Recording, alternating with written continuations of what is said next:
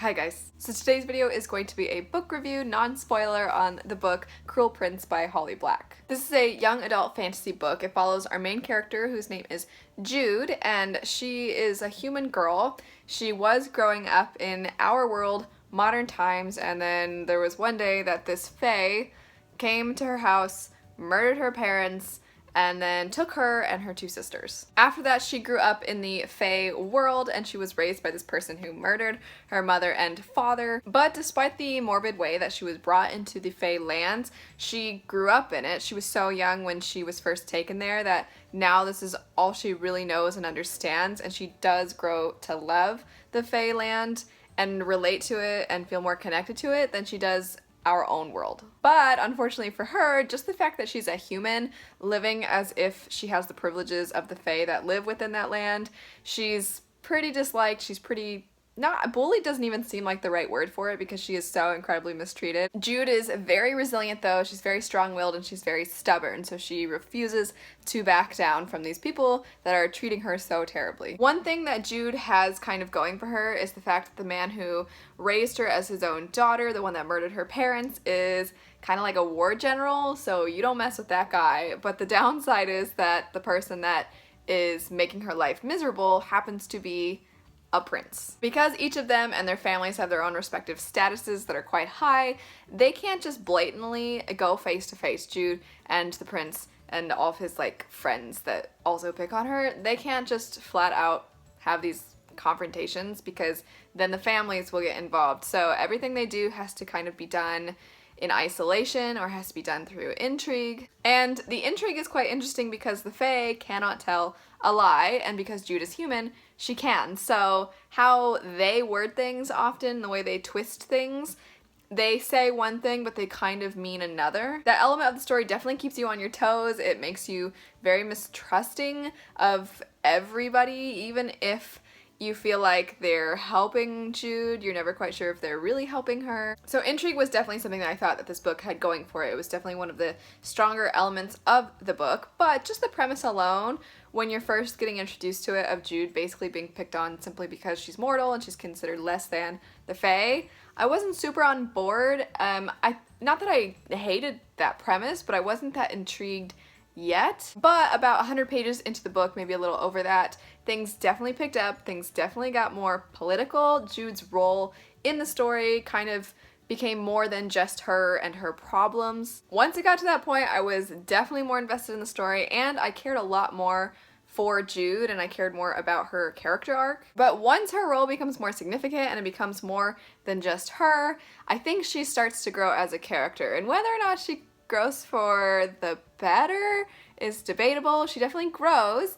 but she's growing within this very wicked world. The world is not by any means kind, it's not welcoming, it's a lot of scheming, it's a lot of backstabbing, and she's learning to fit within that world. Speaking of the world, when the book first starts, I thought that was something that felt somewhat lacking in the book, was that the setting, it felt like it was coming second to the plot, but because the plot at first wasn't extremely interesting to me, it just kind of felt like I was being tugged along and I didn't really care that much about any particular thing. I didn't really like Jude that much. I didn't really care about her problems. So a part of me felt like at the beginning would have been a really good time to get really invested in this fae world and to really explore all the differences and intricacies of it. When the plot somewhat shifts after that 100-ish page mark, I definitely think that the things that we learned at the beginning about the world, although they were subtle and there wasn't a ton of it, they played a role later, and so I don't know that it was necessary to dive into the world that much more. I personally, as someone who loves world building in books, I think I would have liked more of it, but I don't think in the end that it was really a negative for the book because it wasn't really necessary. The story is told from Jude's perspective. It's first person with the exception of the prologue, but otherwise the book is from Jude's perspective, and I think this was a really interesting way to explore her character growth, because a lot of times when you are reading about a character in third person, even if it's third person limited, you still can kind of sense their growth, versus here it's much more you're in their head, so you have to kind of interpret how they're growing based off of their actions and how they start to think differently, which I think Holly Black did a good job of that. Jude, we are often, you know, obviously first person you're in their head, but I feel like you're really in her head. You're really getting her thoughts. You're really getting how she's interpreting what's happening, and you're really getting how she's feeling or how angry she is or her emotions and her reasonings. My only thing is at times the pacing. Something would be happening and then Jude would be thinking, and then all of a sudden something else would be happening. And it felt sometimes like the transitions from one thing to the next weren't the smoothest, and maybe they could have been a little smoother.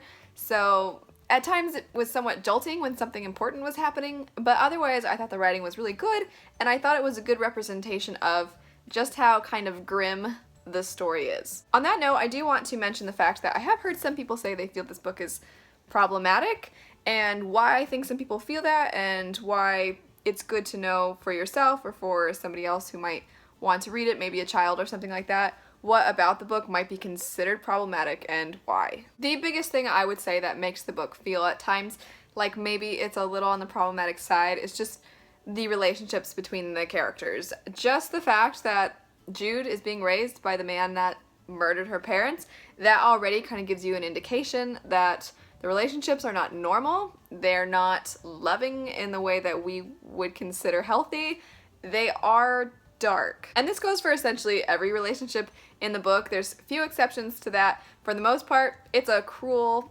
it's a cruel world. It's a vicious world, and a lot of the relationships are rooted in power. How much power can this person give me? How much protection can I get from them? How much will this elevate my status? So whether or not you consider the book problematic is obviously, of course, a personal feeling. I did not think it was problematic just because while I can see where it could be considered that, I personally find that I know that these relationships are not healthy, I know that they're not something to want to replicate, and I know not to romanticize them in any shape or form. It's a story, it's a wicked story, it's a cruel story, and I'm gonna take that for what it is. I do think that if you're a fan of political intrigue, and if you're a fan of any kind of grim fairy tale-like story, that you will really like this. I took a while to get into it. Like I said, it took me about 100 or so pages before I really was invested, and then from there I grew more and more invested as I went. I think it definitely got better with the pacing, the world was better, it was clearer, and I cared more about what was going on. Maybe not cared for in a way that's